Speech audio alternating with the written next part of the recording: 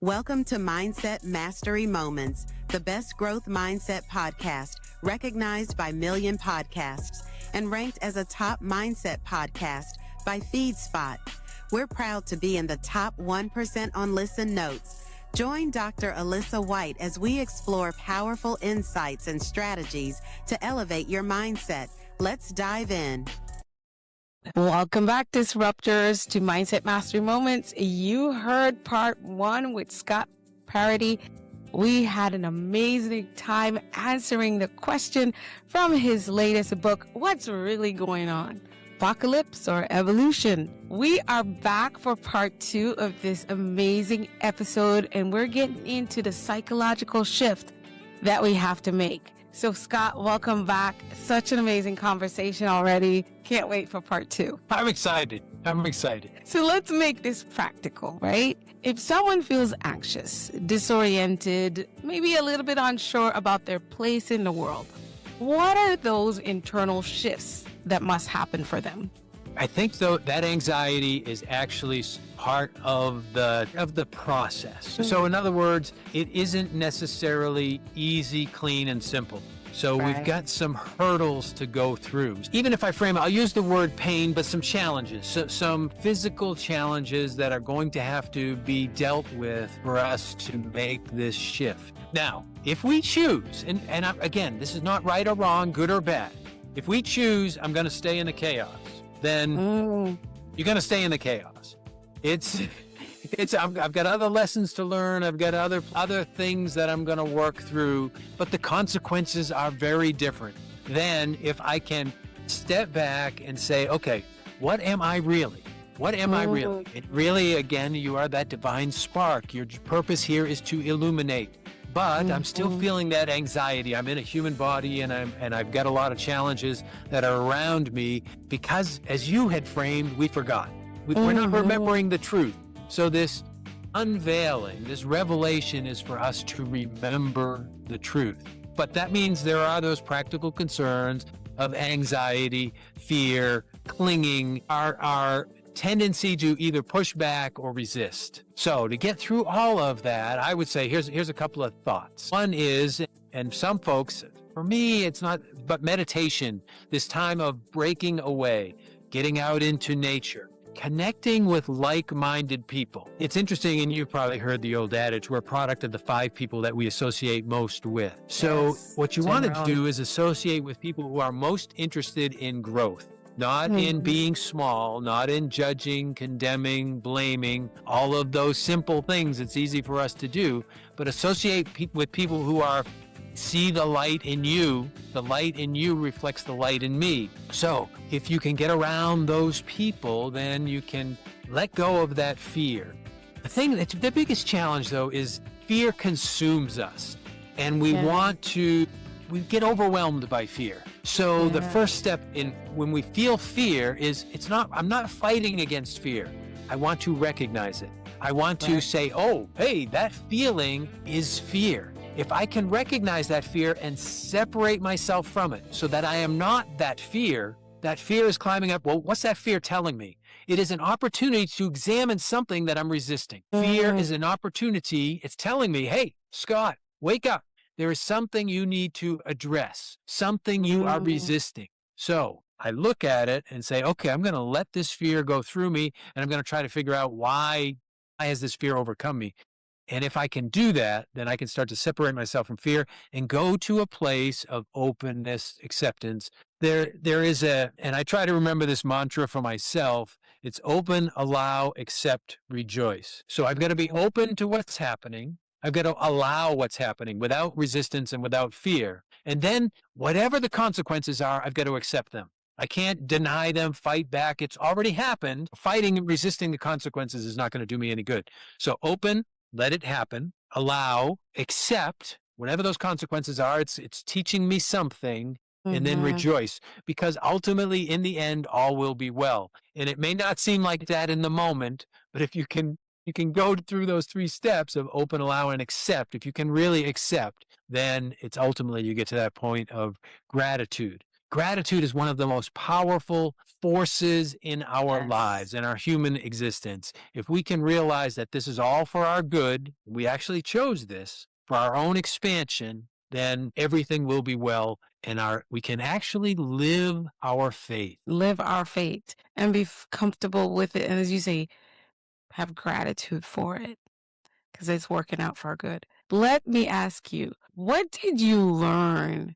And you shared with us earlier that you were in the Army. What did you learn that was, when you think about power, that most civilians don't understand? Part of the Army, the function of the Army is to use power, the threat of power, or actually employ the power to achieve political ends. Now, we would, the motto or the mission of the Army is to win our nation's wars. But ultimately, when you look at what we did in the Army, it was this idea of organizing power and then applying that power to achieve certain political ends. The interesting thing, however, is in that organization, which is a huge institution with a very specific and very dangerous mission, two things that really struck me as I evolved and grew through my 31 years with the Army. The first one is it's all about relationships. It's all about relationships. So the cohesion of a unit, of an organization, platoon is a small organization, say 30 to 40 people, and then it goes up to company about 120 people, battalion about 600 people, and so forth. And it's always about relationships. And the key thing about relationships is trust. A leader has to build relationships, and you build relationships through trust. Now, I look at that in the Army, and that's how you have a cohesive, effective organization. So it's all about relationships and trust. And those are the two key elements of organizations that I learned in the Army, but they apply across everything from families to huge international businesses and nation states. It's all about relationships, and it's all about building trust. Wow, it is. And that's what we fail to realize. And I feel like we somehow, and again, I say collective because if it's happening to you or you're doing it, it's affecting all of us. So while I may not be committing the act, I say we as a collective have been just allowing ourselves to participate in activities that derodes anything of any semblance of relationship. We got family drama, we got husband and wife drama, we got work drama. It's just, they call it drama and they feel like it's so simple, but I feel like it's tearing away from our own souls. And so I invite people all the time, and even to young children when I have the opportunity.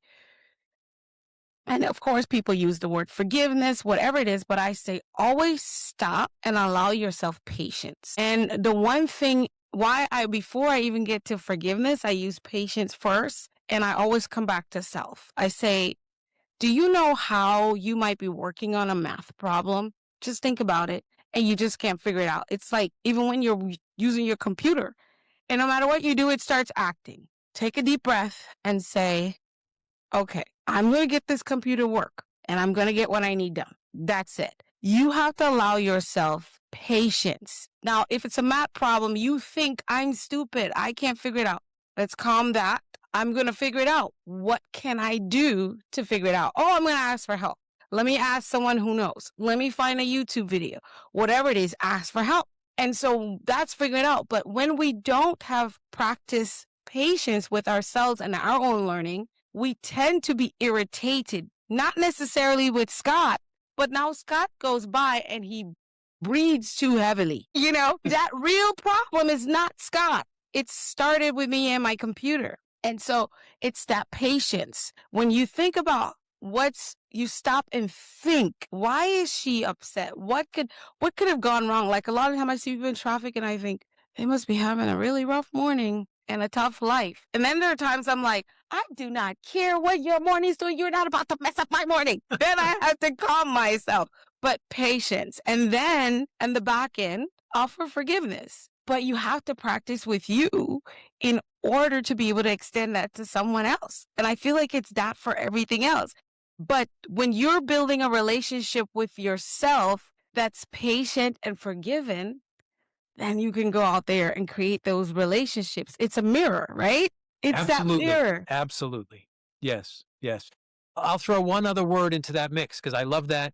Patience, forgiveness, grace. Give others grace and give yourself grace. First. think it's right in that same framework. Patience. Okay. I've got, because we react, and this is the challenge of leadership.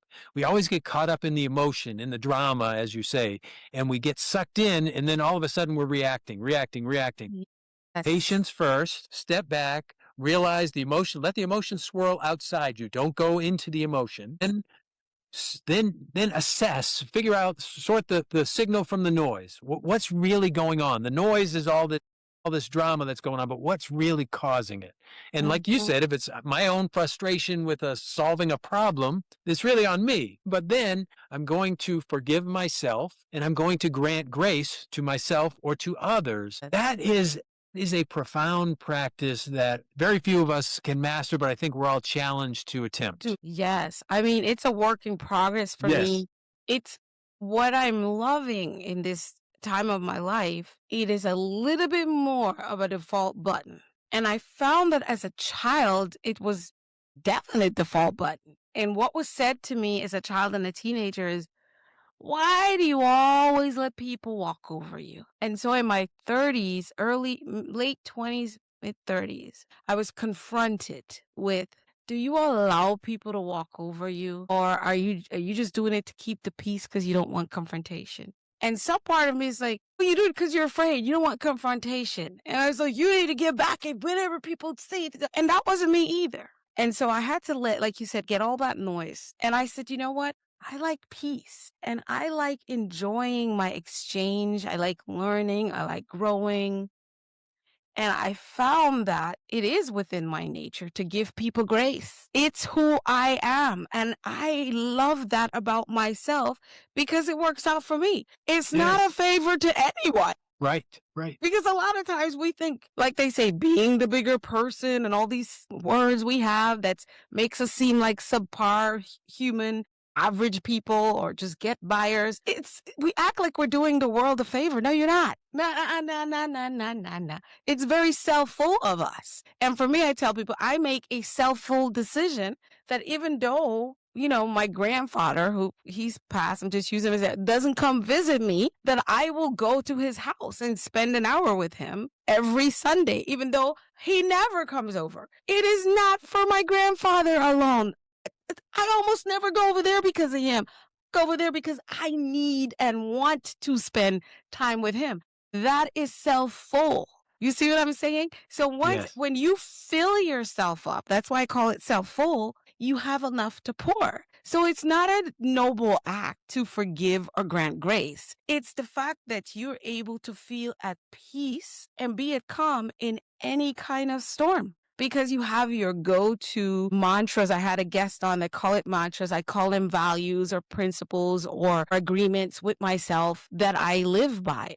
I had to learn to not let voices drown out my own inner voice and just be comfortable being me, even while I'm growing and evolving. And not say, oh, that's how I am. No, I test it. I try and I prove this is how I want to be and show up. Until being and showing up that way doesn't any longer work. Now I have to shift. That's the growth part, right?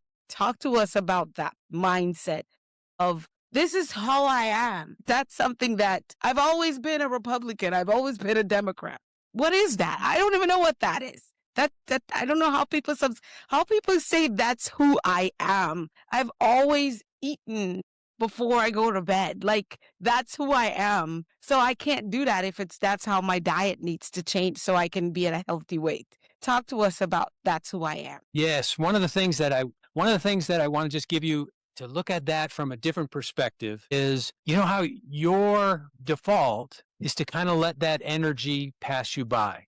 And I think Mm, that's a good thing because some people feel I've got to confront everything. And mm, when you do that, you are actually entangling yourself in that other energy. And yes. your default, I would say, is a better default in that you're going to let it go because you do not want to entangle yourself in that negative energy. I don't need to have a fight every time. I'm not going to give that my energy and give my power away.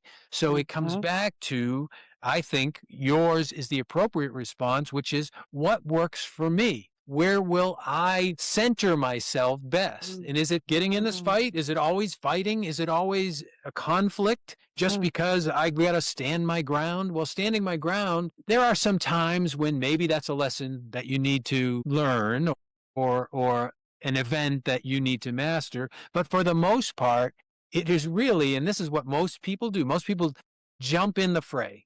They just go to the lowest common denominator of what that energy is. And if I can step back from that and let the energy flow, that emotion, that drama, all of that stuff, then I can center myself and I can have the life I want to have. Yes, which you're ultimately responsible for. And as you said in part one, is when you're centered that way, you're that light that illuminates. And then collectively, we shift the consciousness and get results that we all want to see. Oh, this is so powerful. Let me ask you this one last question in this segment. After 30 years in this structured system, what shifted inside you personally? Because you've served in the Senate, you've been in some very unique, powerful places. People love to use the word power. I say a lot of places with a lot of responsibility. What shifted in you personally along your journey? You know, it's interesting, and it's because what you just identified is I tell people I had an eclectic career. So if you join the Army, and I was an officer, so typically you would join a division and you would stay within that division. So if you're combat arms, I was in the infantry, you would stay in an infantry organization and work your way up through the levels of the organization. But I had an eclectic career. So I got pulled from a combat arms organization. I went into recruiting. So that's a sales kind of job. Yes. Then after that, I was called overseas to this is just a little interesting anecdote. So when I first got to my recruiting position, you have these human resources guys who look out for your career. And I called him up and I said, hey, we really want to go to Europe. And he said, so does everyone else. Don't call us, we'll call you. But after my 3-year assignment's coming to the end, I get a phone call. This is a serendipitous event. The phone call is my guy, and he's saying, hey, you still want to go to Europe? And I said, yeah, we'd love to go to Europe. He says, well, there's a little catch because the Dayton Peace Accords had just been signed and they were deploying folks to Bosnia and they needed a replacement to come. So, but I said, we'd love to go to Europe and I will deploy. So when we got there, and this is sort of an aside, but my wife, we had 2 young children. We had a 6-year-old and a 1-year-old, and we went to Germany, which is where the assignment was going to be. But then I deployed to Bosnia, left my wife with 2 young children. Children in a country. Thank in you, a new wife. country. But she was an Army brat, and her mother came over. And so she's used everything to worked out handling good. herself around. That's good. Yes. But once I got out of the sort of the mainstream assignments, so then it was all eclectic after that. So I was in Europe. Then my next assignment, I get a phone call and they said, hey, throw in your name is for aide to a 3-star general. And I said, okay, that's fine. So I was actually leaving Germany, and they wanted me to come back to recruiting. And I was going to go to Atlanta, Georgia, and we'd put some money down on a house. And they said, hey, the general's going to do a telephone interview when you're on leave. So I'm on leave in New Hampshire at my folks' house, and I get a call from a 3-star general out in Texas, and he was from Boston. Now, I grew up 30 miles out of Boston. Right. He's a Medal of Honor recipient who is now a 3-star in Texas, but he grew up in Boston. We hit it off. He said, why don't you come out to Texas? So he had to shift. All our household goods, everything was heading to Atlanta. And did you just get to Atlanta? Oh, you didn't make it. No, we didn't make it. So we had to shift everything. It was in transit. We moved it and sent it all to Texas. And so we ended up at Fort Sam Houston in Texas. But then from there, I went to the Pentagon, and I was a sort of a personnel officer. And there was this program called the Congressional Fellowship Program, which you had to apply for. And so I applied for it, and my 2-star said, you're going to be the guy. And so off I went to a Congressional Fellowship. So once you get there, now I'm looking back at the Pentagon from the Capitol Hill side. So I'm working in the Senate and looking at DOD and the Department of the Army and how all of this system works. Right. So it was really that, and I say it's serendipitous. It moved from an infantry organization, then all of these eclectic assignments, 3-star level at an organization, and then to the Pentagon, and then to the Senate, and then National Security Fellowship over at Harvard. So I had this exposure to power at the highest levels of our government. Yes. And it all comes back to the same thing we've been talking about. It's relationships and trust. And trust. And if you're eroding those in the family, in your business, in your organization, in your state government or your federal government or between nation states, then things are going to turn negative. Yeah. And it all comes back to those things. But underlying all of those things is where we really started, which is you as an individual taking responsibility for how you approach your Mm, relationships and your trust building and yes. leadership and all of those other things that go along with it. Wow. I love the anchors that you have. And and it just aligns with my personal value and its relationship value. And a lot of times we think only of it, Scott, of, well, I'm going to have a meeting with this person. I have an interview. This is my boss. This is my mother. This is my husband. These are my children. This is my taxi driver. We look and count only the relationships and how we show up with those sort of hierarchies. But for me, Scott, I have a relationship with every soul I encounter, even if it's for a moment. Even the frustrated woman that's checking me out at Walmart, Costco, or even Fry's, or man who's so for me, when energetically, sometimes people think we have to talk to give or speak.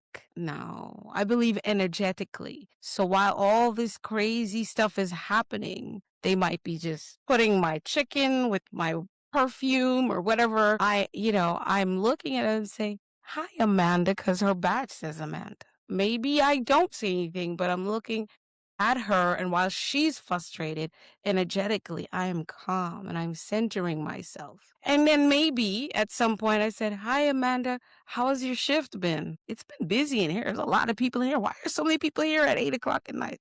It's been like that all day. I'm like, when do you get off? Oh, thank God I get off in an hour. I'm like, how long did you work today? Oh, I ended up having to do a double. Oh my gosh, girl, I feel so bad for you.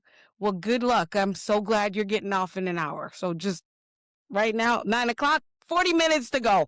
And I just showed her that I see you. I can't fix anything for her, but I just give her a little sprinkle, a little spark for that next 40 minutes because I exercise patience with the process and patience with her frustration. And so I may never see Amanda again because I'm not even in my own city. I'm in Denver for the week because I'm speaking or training. But the energetic transfer I had with her is now she may be able to get home and have a little bit more patience with her 2-year-old.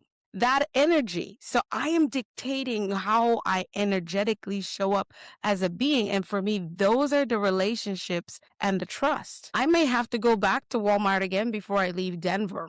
And I might be short a quarter. Amanda may not be there, but someone else is there and they're patient with me having to go to my car and get a quarter while they're in line waiting. You never know, but I am one of those trackers. I track my quote unquote karma because karma is not a bad or good. Karma is what goes around, comes around. What goes out, comes back. And I've seen things happen instantly and I've seen them taking years. And I'm like, oh my God. I remember when I was patient with Jeffrey James in 2020. Here I am in 2026, almost in the exact same position, but Scott's being patient with me. And I've spent a lot of time saying that to our listeners and viewers because it's so easy for us to want to build trust and mind our relationship with people we have to interact with, people we depend on, or we're getting something from. But I feel our most rewarding, trust building, kind, gentle relationships come from the ones we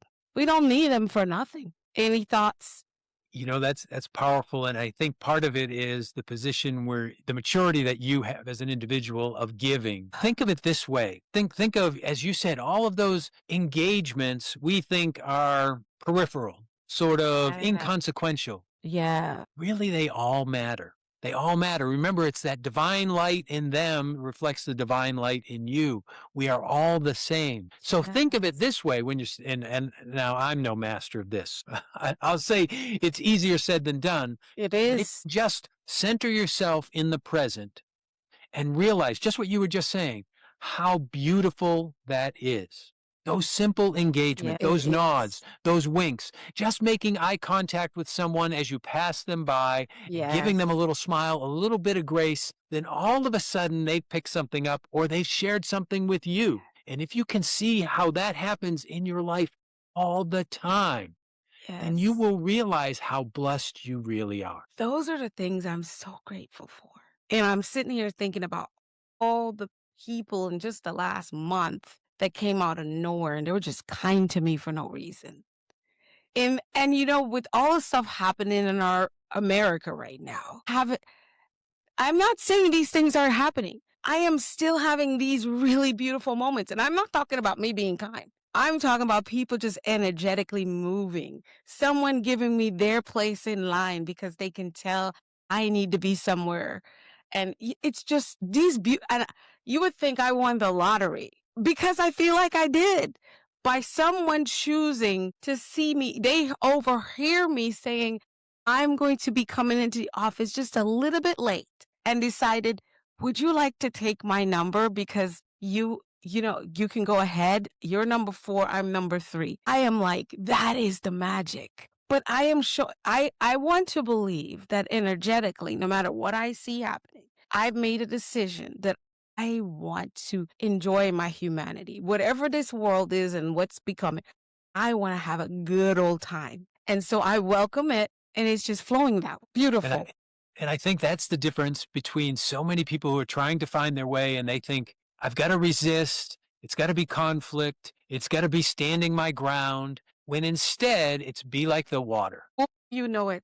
Just flow and keep on going. Success is really just moving in a positive direction. Just keep moving in a Yes. positive direction and all will be well. Well, success is moving in a positive direction and all will be well. He already defined success for us. Let's do flip the script. This is the part of the show, Scott, where we flip the script when I ask you a time in your life when you personally, you've shared quite a bit, had to choose evolution over collapse. What belief had to die? What belief replaced it?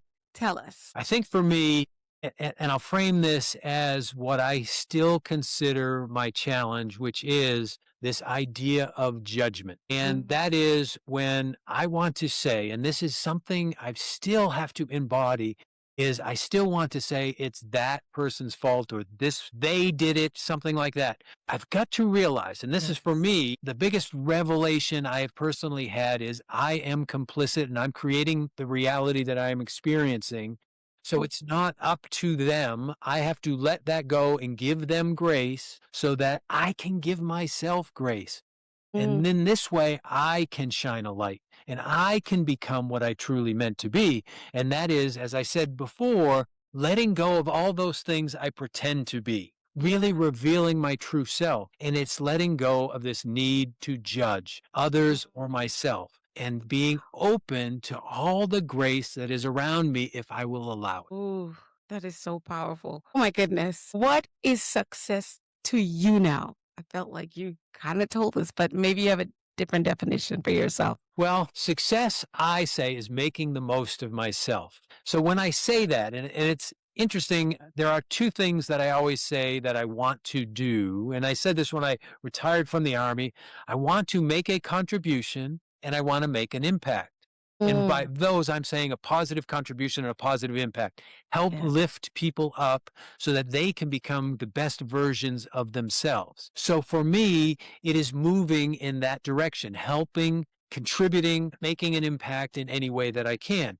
But now I'm examining that even further and saying, okay, so the impact, how it manifests, and we say, well, I build a great big business, or I earn a lot of money, or some other outward appearance of success. And that really is not what it is. What it is being the best version of myself. And whether that means I have what we would call external success, and that is typically for most of us, that is some level of financial independence and then some level of status, those things really don't matter. And now I say that in that I still want to have comfort and I still want to have security and those kinds of things. But when I really examine that, that's not what's important. This impact and contribution is really being the most I can be, which is going back to what we've had this whole conversation about, is being conscious of who and what I am. I know what I am in truth. I know how I serve in truth. I am free. I am free. If I let myself be that, then I will be successful. Wow. That is so powerful. Oh my goodness, we've taken so much energy from you today. Scott, this is time for Mindset Bites to Grow, where I step away from the microphone and the camera and you share with our listeners and viewers if they only needed to remember one thing from this episode, what must that be? I'm going to take myself out and it's on to you. I'll start this summary where we began our conversation, which is what's really going on, apocalypse or evolution. The apocalypse we often think about is doom and gloom, and really it's a revelation, it's an unveiling about your true purpose and your true divine nature of your being. So, what is the one thing you need to remember? I frame this as we're playing games in some respects. We play the money game. Really, what you must do is decide what game am I going to play and how am I going to play that game. So, am I going to play a taking game where it's extraction and conflict and competition that ultimately leads to violence and destruction? Or am I going to play a making game, which is connecting, collaborating, creating, building relationships, building trust? I ultimately say the reason we're experiencing all this chaos is that we are being forced to make a choice. And I frame it in this choice of, am I going to participate in the taking game or am I going to participate in the making game? I'm not going to say either one is right or wrong, but each one has consequences. And I would say the taking game has negative consequences, and the making game is a move to a better version of yourself. So the ultimate choice you must make, the question you have to ask yourself is, I'm being forced to choose. What will I choose? Make the best choice. Choose to contribute, choose to connect, choose patience and forgiveness, and become the best version of yourself. So powerful. Become the best version of yourself. Oh my goodness, Scott, it has just been such an amazing two-part episode. I love it. Definitely so much value. We want to know how to stay in contact with you, the energy and what you do and how you're serving. Tell us who you serve and what you do and how you serve them. I have some programs, so I've got 11 books. If you were to search me on Amazon.com as an example, you'd find those books. But the two projects that I'm working on right now are the What's Really Going On, Apocalypse or Evolution. I've posted a course on udemy.com, udemy.com, but I've also put essentially the same material on YouTube. So if you were to look me up, Scott F, as in Francis is my middle name, Scott F. Paradis, Paradis, on YouTube, I have a specific channel, which is What's Really Going On, Apocalypse or Evolution, and that's a multi-part series about what we've been talking about. If you wanted to link with me, I would offer through LinkedIn is probably the best source. So if you're on LinkedIn now, or reach out to me through LinkedIn, and I'd love to connect with you. And if you would like me to come speak to your organization or speak about this topic, I'd love to do that. So it's about, for me, making a contribution, making an impact in any way that I can. The other project that I'm working on is really my next, besides the apocalypse or evolution, the what's really going on is the money game. And that's digging in deeper into this idea of we're playing the taking or the making game, and really society will be better off, but we as individuals will be better off if more of us chose the making game instead of the taking game. Yes. And we would love to have you back specifically to do an episode on that one. When you're ready, you'll let me know, because I know we touched on it a little bit, but there's so much more to where you went with that. And I had to be like, okay, don't ask right now, because we would be here for another 3 hours, because I know you have a well on that. And all the links for Scott's website, his YouTube channel, and his LinkedIn is in the description wherever you all are listening or watching to this episode. Scott, this has been such an amazing two-parter. I loved it. It blessed me. There's so many times I was stirred, teared up, and I just heard clearly you just speaking into the masses. So I know you're going to continue to do amazing work on the planet. I know you're definitely a change agent, as you so rightfully describe yourself. Thank you for showing up with us today. Well, it's been my pleasure to engage, Alisa, and I really look forward to continuing our conversations. Absolutely. Welcome to Mindset Mastery Moments, our community. So there's a lot of connection going on behind the scene with us. So disruptors, you heard it here. You're going to go to the links in the description. It's Scott Parady, Parady, Paradis.com. Click the link. You'll connect right there. Connect him. Let him know you heard this episode and comment and let him know that this has helped you shift a lot of your limiting beliefs. I know there's a lot of moments in here, even for me, and I'm going to love listening to this over again. Thank you again, Scott. Disruptors, keep mastering your mindset. Think, speak, do, become, and we'll see you on the next one. Bye now.